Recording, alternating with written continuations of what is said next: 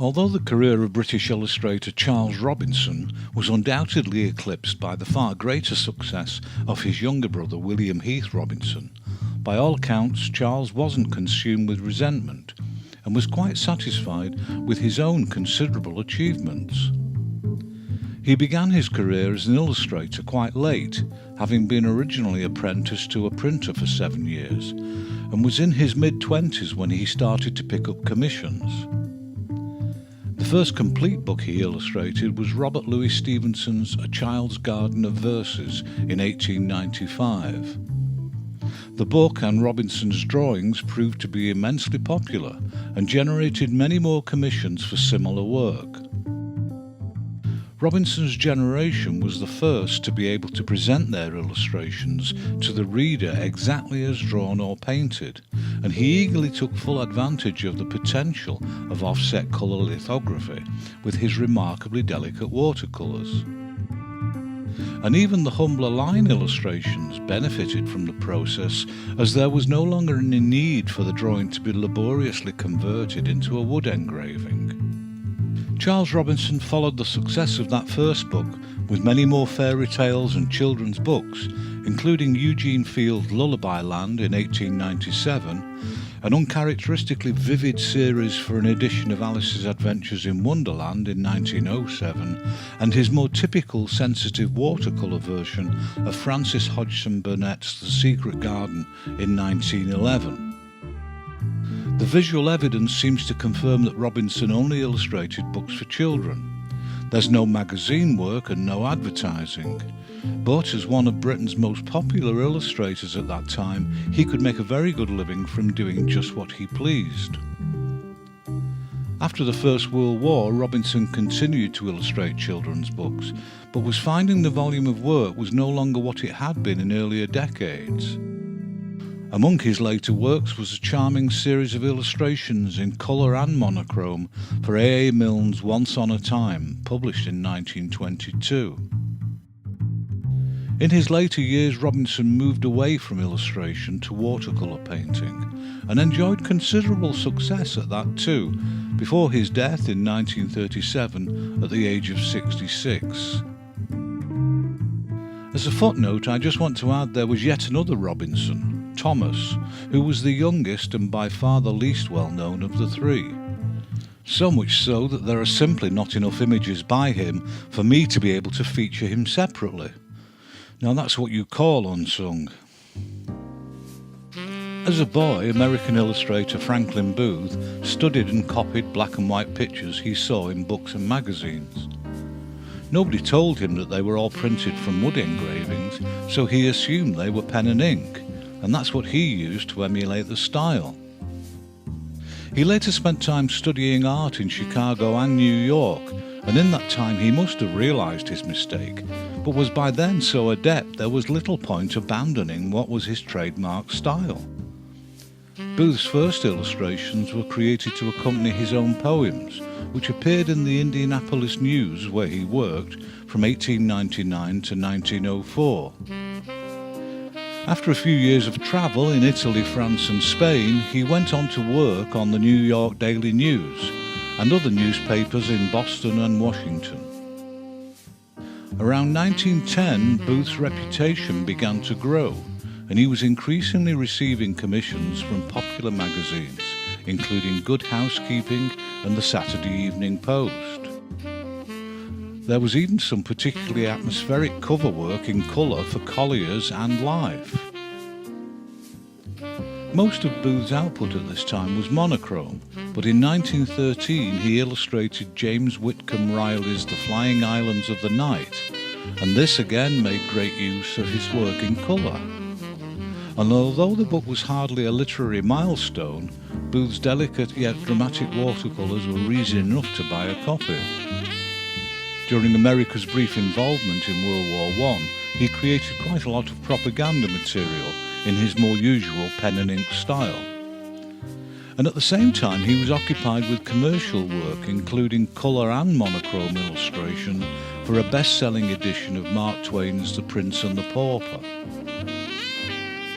In colour, Booth's work had more in common with the British fantasists of the period, such as Arthur Rackham and Charles Robinson, but it is the line-only work which is seen as his defining attribute. These illustrations were the result of thousands of intersecting lines, spaced to produce variations in shade, and the level of control he demonstrated in his grandiose compositions make them as remarkable as they are memorable. Franklin Booth achieved great popular and critical success in his lifetime, and he rubbed shoulders with the giants of the Golden Age such as Joseph Leyendecker. So you have to wonder how such a talent has been allowed to come so near to being forgotten. Rafael de Penagos was one of a very small number of Spanish illustrators who had absorbed the influence of the modernist movement in the early 20th century and worked in an Art Deco style. Penagos studied initially at the Academy of Fine Arts in San Fernando in Spain, and in 1913 he won a scholarship to study in Paris and London.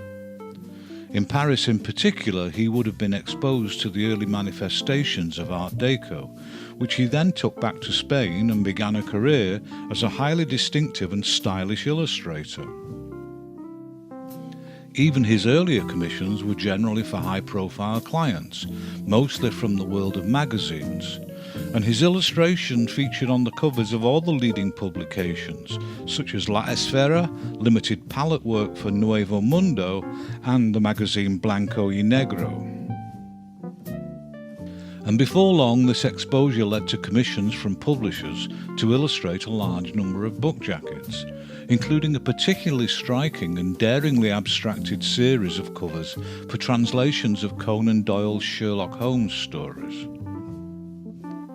And of course, this more blockish flat style was ideal for posters, which needed to stand out and be easily understood in a world that was moving ever faster. When the Spanish Civil War began, Penagos created posters for the Republican side, but when they lost to General Franco's right-wing regime, he found life in Spain rather inhospitable and left the country first for Chile and then Argentina. It can't have been particularly easy at that time, but he continued to create illustration for a wealth of different clients back in Spain. And although the bulk of his work remained staunchly graphic, he found time to express himself in other media and in other styles, from more gestural loose watercolour fashion work to cheerful cartoons of some accomplishment. But most of his images were of women, and in the main they were well-dressed, sophisticated modern role models for Spanish women to aspire to, and what quickly became known as the Penagos woman was credited with at least helping to bring about a more enlightened attitude in Spanish society.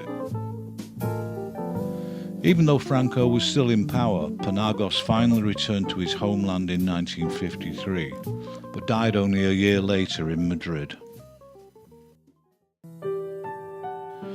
Ruth Eastman has to be a strong contender for the least known female illustrator of the early 20th century. We don't even know when or where she was born or died. Luckily, a reasonable amount of her work survives, some of it in its painted form, so we know she worked in oils, and we know that it was created almost exclusively for American popular magazines. The dates on the covers indicate that McCall's magazine was her earliest known client, and the first example dates from 1913. Soon after, she began an Art Nouveau influence series for Today's Housewife, which lasted for a 10-year period. By the 20s, Eastman's illustration could also be seen in the Saturday Evening Post, Motor and Life magazines. But her strongest professional relationship throughout the 20s was with the humour magazine Judge. Eastman's female characters were usually posed in isolation, but attractive as they were not mere pin-ups. Like the Penagos woman in Spain, Eastman's females demonstrated a more modern post-suffragette take on contemporary independent womanhood, and they were depicted as more than mere decoration and involved in any number of activities, only some of them domestic in nature. And and her popularity as a magazine illustrator inevitably led to advertising work for clients such as Murad Cigarettes, Coty Cosmetics and Janssen Swimwear. Suddenly, after 1930, there are no more examples of Ruth Eastman's work to be found. Whether she simply retired from the profession or died is as much a mystery as the rest of her life, which I find as remarkable as it is frustrating. I suppose we should just be grateful that at least we have some work to remember her by. Such was the diversity of technique and approach demonstrated in the work of Eppo Doeve. He defies the usual clichés of classification. He was born in Indonesia and moved to the Netherlands in 1927 at the age of 20. He had originally planned to become a tea planter, but the Wall Street crash of 1929 caused the collapse of the Indonesian tea market, and this convinced him to try to pursue the drawing he had previously seen only as a hobby and occasional sideline. Without any formal training, Doeve had already earned some money creating images for an advertising agency in Amsterdam, and they happily agreed to him doing more. From this beginning, his client base grew steadily, and by 1933 he had diversified into political cartoon work for several Dutch magazines.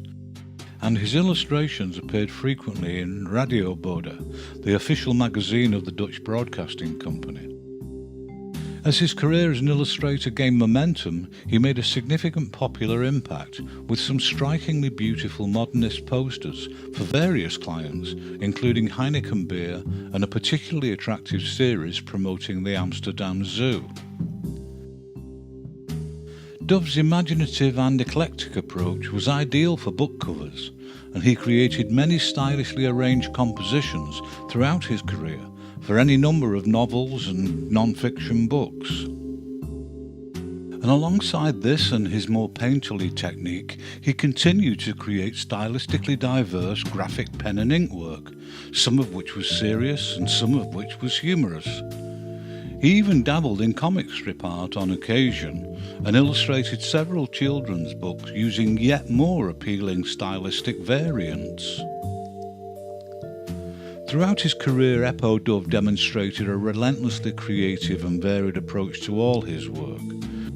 And in addition to the versatility shown in his illustration, Doeve had a parallel and equally successful career as a painter and created a large number of impressive canvases and murals throughout his life.